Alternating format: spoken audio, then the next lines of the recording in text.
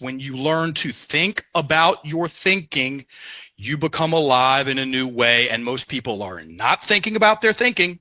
They're just thinking. And there's a profound difference.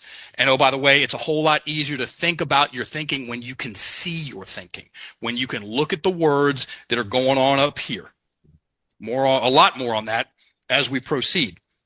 And yeah, I've shared that definition with a lot of people. I went on my 446th podcast this morning. Guess what we talked about?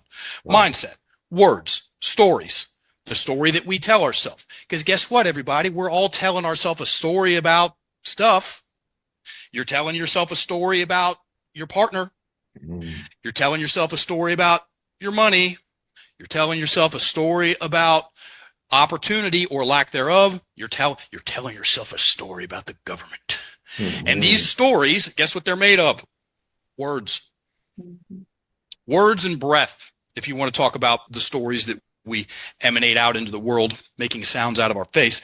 And yeah, when you have a working practical definition of what your mindset is, it's the story that we tell ourselves, what it's made up of, primarily words, and it's a whole lot easier to work on your mindset.